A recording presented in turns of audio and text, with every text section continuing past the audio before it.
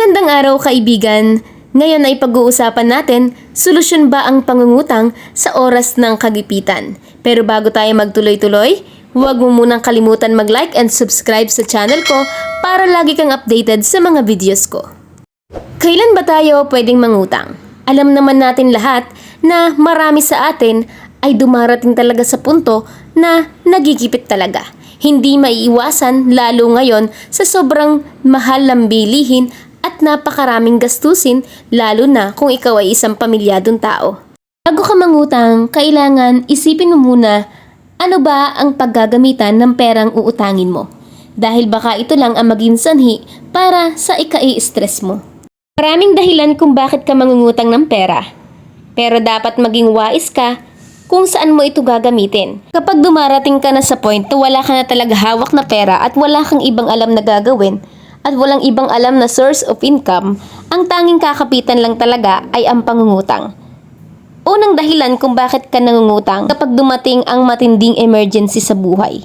Hindi naman talaga natin alam kung kailan darating ang emergency. Kaya nga ang sinasabi, hanggat malakas at bata tayo, ay kailangan may ipon tayo pag dumating ang emergency.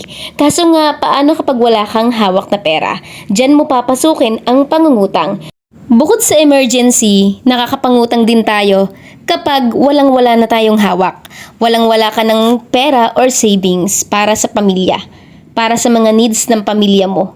Kaya nga, kapag wala kang alam na source of income, pangungutang na lang ang ginagawa mong paraan para makasurvive sa araw-araw. O baka naman nagiging habit mo na ang pangungutang para sa mga bagay na hindi naman talaga mahalaga. Tulad ng mahilig kang mag-shopping, mag-order sa online, na kahit wala ka naman pera, ipapangutang mo pa. Mahilig gumimik, lumabas. Alam naman natin na kapag yung mga bagay na yan ang ginagawa natin, wala naman talagang babalik sa atin. Kaya kailangan maging wais tayo sa paggamit ng pera. Hindi ko naman sinabi na huwag kang mag-enjoy sa buhay. Sa akin lang, masarap gawin yung mga bagay na alam mo yung pera na ginagamit mo ay pinagpaguran at hindi dahil lang sa utang.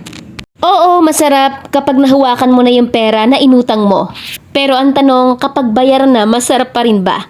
Doon ka na makakaranas ng stress at dagdag ng problema pa. Saan ba magandang gamitin kapag nangutang ka?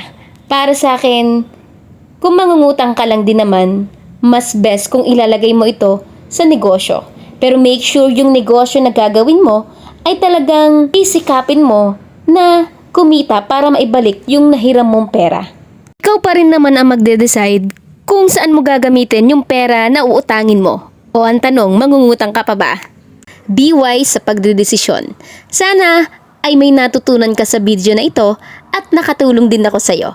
At bago mo tapusin, huwag mo kalimutang mag-like and subscribe sa channel ko para lagi kang updated sa mga videos ko.